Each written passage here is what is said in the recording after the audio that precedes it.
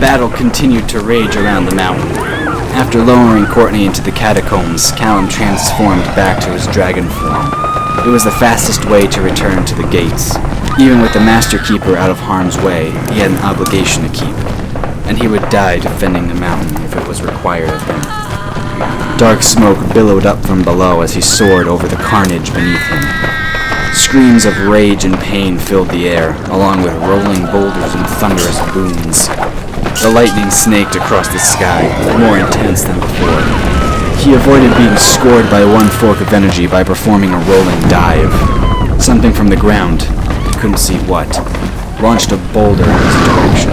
He narrowly avoided it when he dropped back down into the ruined city, deciding it would be best to return to a smaller form. He hit the ground running and was quickly lost in the rubble. Overhead, more dragons lashed out at the attacking revenants, some on the ground, some in the sky. Mages rallied in various groups to combat the endless masses.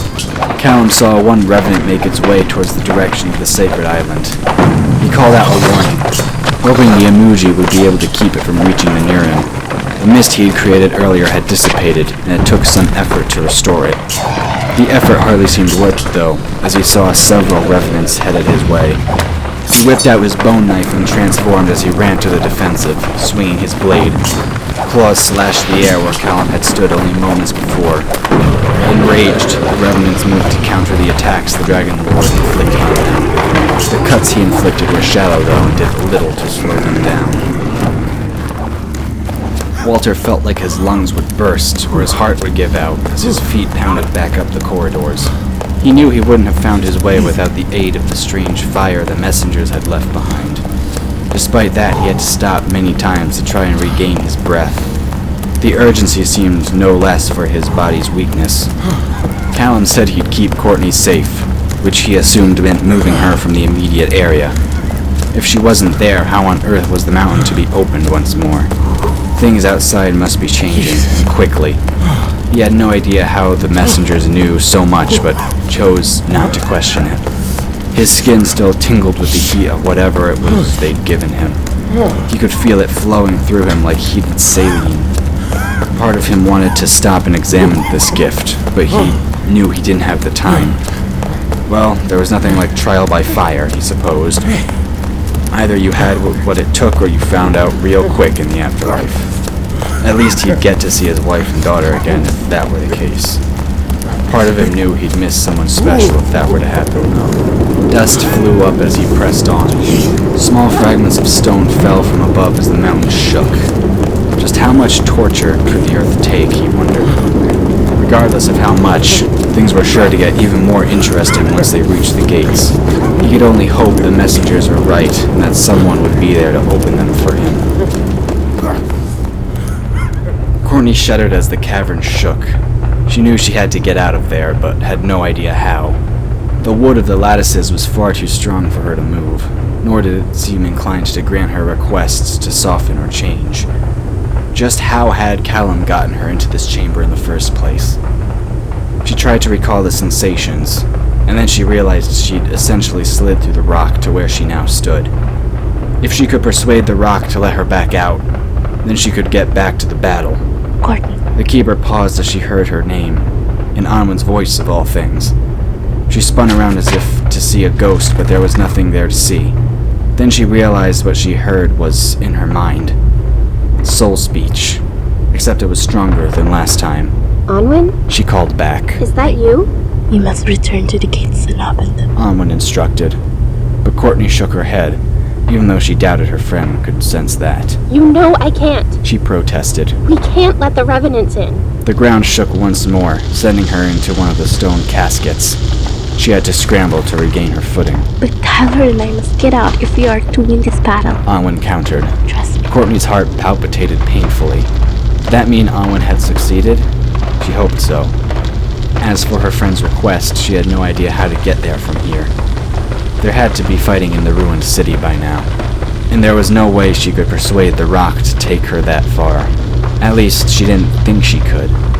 She wasn't even sure if she could persuade it to let her out in the first place, but she would try. I'm coming, She replied as she took a deep breath, her resolve set. She closed her eyes, visualizing the solid stone. Her mother kept reminding her that all matter was more than air and solid material. As she thought about that, the strangest thing happened. The stone no longer seemed solid in her mind, but nebulous like water. If she could swim through it with that in mind, it would grant her at least temporary passage. With your permission. The mage uttered as she placed her hand on the nearest wall. With a sense of shock, she felt her fingers slide through like she'd pressed her hand into thick pudding. This could work, she thought as she continued forward. She decided she had to hold her breath or she'd really freak out about this. Several long seconds passed as a heavy weight seemed to fall all around her. And then it was over and she was standing outside the latticed tombs on the path to the mountain. She took a trembling breath, rubbing her sweating palms on her pants. Okay, that was fun. She said to herself before looking up at the smoke billowing over the horizon. You got this. The mage told herself as she loped into an easy stride back up the mountain path. With luck, she'd managed to avoid the worst of the fighting. All their lives might depend on it. She just had to make it there first. Another dragon fell from the sky. It screamed in agony as its lifeblood streamed out of the gaping wound in its side. The poor creature rolled like a bowling ball down the side of the mountain. He took several mages and lesser revenants with him before coming to a stop in a deep ravine. Leslie looked up at the sound, but almost immediately turned her attention back to the task at hand. Her small troop had managed to down an upper revenant and was now in the process of trying to destroy it. The thing fought with a ferocity that went against the wounds they'd already inflicted on it, but the danger was far from over. Watch out! Leslie called too late as her second-in-command was swept aside with one giant claw. She shuddered at the sound Sarah made as she smacked into something hard. The walker knew she wouldn't live more than a few minutes longer. Years of time spent together flashed behind her eyes as Leslie spun to reach her friend's side, cradling her against her chest. Don't you dare leave me! She begged. Sarah looked up with eyes glazing over, a grimaced smile on her lips. Blood oozed from a wound on her head and from her mouth. I'm sorry. She choked out before her body went limp in Leslie's arms. The walker stared at her friend with unfocused eyes before lifting her face to the heavens. She called out in wordless defiance. They had all known this might happen, but the reality was far more harsh than just the possibility. They'd grown up together, and were supposed to die together, both happily married with many grandchildren to their names. Leslie laid her friend back down on the ground, closing her eyes with an almost reverent touch. Her fingers numb, the walker took up her lieutenant's blade in one hand, her own in the other as she rose. They would pay. She vowed they would as she charged towards the nearest revenant. Her determination gained momentum as she went. With a cry of rage, she plunged her blades into the creature's hide. This elicited a scream of pain from the revenant as it went down under her fury. She continued to hack at the thing until it stopped moving. Once it stopped thrashing about, she smote off its head before moving on to the next one. A sort of red haze filled her vision as she went after the next enemy, her blades flashing in the low light. If she took any hurt, she didn't feel it. The pain of her loss outweighed any flesh wound. Her rage carried her through the next target and the next, leaving the path of destruction behind her. Heaven help those who might harm any others she cared for, especially Walter. Smoke seeped along the ground like an oil slick, causing Courtney to gasp from the fumes. She covered her mouth and nose with one sleeve as she continued up the path into the city, only to stop at the sight of revenants filling the area, with dragons and mages trying to force them back. Their efforts seemed far from effective. She couldn't help but wonder if she'd make it back up to the gates at all. A mage rolled towards her, covered in blood and grime. She held her breath for another reason now, trying not to vomit as she recognized the face staring up at her. Horror washed through her like a cold wave and her legs trembled with it. If it were for any other cause, she might not have been able to force herself to go on. Courtney tried to make herself as small as possible as she dodged attacks. The mage moved from shadow to shadow as Walter had taught her. The master key now sat tucked under her shirt where it couldn't be seen. She hoped the revenants couldn't sense its proximity. With luck, they would only realize it was there when it was too late to do anything about it. There was one anxious moment in her advance. Courtney was momentarily pinned under a dragon that had fallen from the sky. Luckily, the torso had missed her, or she'd be crushed, but she managed to wiggle free, limping from the encounter.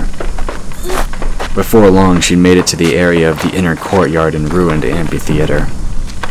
Callum had managed to restore the confusing mist about the pathway to the gates, she noted. He'd returned to mortal form as well as he seemed to dance among the tumbled stones. Upon further inspection, she realized the dragon was fighting a group of revenants, and they were all dangerously near the opening. She rushed to his aid, yelling out in defiance.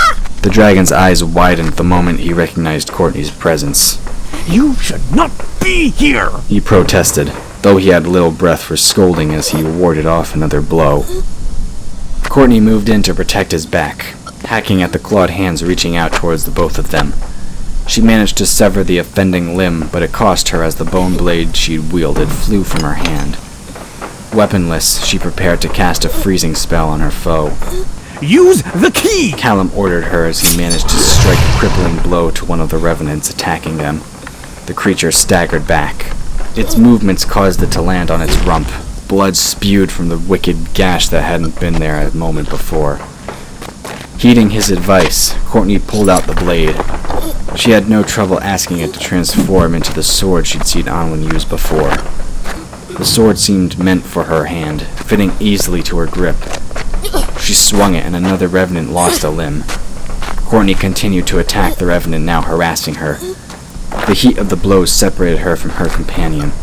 Her attention was so diverted she couldn't sense the second creature coming up behind her.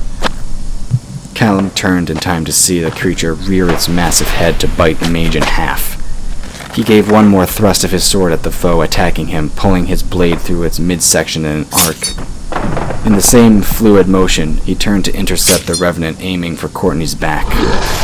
Almost as if time itself stopped, Courtney saw the Dragon Lord coming her way out of the corner of her eye.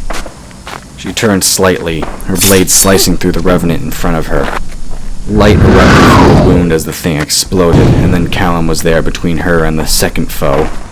Except the thing had its jaws around Callum's midsection, jagged teeth sinking into the flesh. Courtney could hear bones breaking as the revenant glared at her with hate-filled eyes. It took her a moment to realize she was screaming. Tears fell freely from her face as the light in Callum's eyes slowly drained away. The image of his grim smile stained her vision. The defiant tone filled her soul as she leaped over her fallen friend. She vaulted off the revenant's head so she could come up behind it, using her momentum on the swing around. Her blade swung around in a wicked arc that bisected the creature in front of her. Muscles straining, Courtney thrust her blade straight through the heart of the thing that had taken Callum's life. Tears fell like rain from the mage's eyes as she tried to force the revenant's jaws to release the Dragon Lord, but her arms weren't strong enough. The blow that had taken his attacker's life seemed to have taken just about everything she had left in her. Strength more than spent, she fell to her knees. The crystal blade shrank back down to its original size in her hand. She continued to stare at the lifeless body of the dragon who had given his life to protect hers. She looked up, her head rocking from side to side as she took in the battle around her. More dragons and mages fell at the hands of the revenants, yet she had no strength to go to their aid. Sobs tore at her throat like living things and her entire body shook with them. She whispered, not sure if she cared if anyone found her there, enemy or not. The idea that someone could kill this particular dragon was so foreign to her. Her mind refused to accept it. And yet there he lay, still caught in the jaws of the thing that had taken his life. It would have been her, she realized as she felt something tear inside her. It should have been her. How could this have happened? It wasn't supposed to happen. It wasn't fair. She shouted defiance at the heavens, demanding for a reason and getting none. Anwen called to her. You must hurry. With an effort, the mage pushed to her feet, swaying with her grief. Was this what Anwen had felt when her mother had passed? She couldn't help but wonder. If so, she wasn't sure how her friend had been able to move on after losing not one, but 2 parents. But she also didn't have a choice. Anwen was calling, and there had to be a reason. She had to go on. Shoving aside her own feelings, Courtney slowly made her way up the path to the gates. The mist seemed to waver before her. With its creator gone, there was none left to maintain it. But she didn't care as she plodded on, the key dangling from one hand. What was the point of it all? They were all going to die anyway. I am so proud of you. Courtney stopped with a jolt. Anise had told her that. She had given her a gift. Surely she hadn't meant for it to be wasted. There were more lives to be saved, and not only those on the mountain this day. A sense of determination returned to Courtney. She set her will and marched as well as she could up the path until she faced the smooth surface of the sealed doors, limping the entire way. A hush seemed to fill the air as she stood there, key in hand. What would happen if she opened the gates? Would the revenants swarm once more?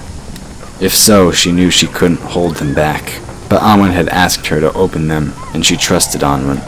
Someone seemed to knock from the other side, pounding on the stone. Was that Anwen? Tyler? Hadn't they died? Or had a miracle occurred? She momentarily forgot she just heard her friend speak to her through soul speech in her confusion. Almost hesitantly, she raised her key-wielding hand. I am Courtney Willis, Master Keykeeper. She said in a slow, steady voice. Despite this, her legs shook with effort. And I command you to open. The mage walked the 3 short steps as she spoke. She ignored the limp as she thrust the key deep into the smooth wall and turned it.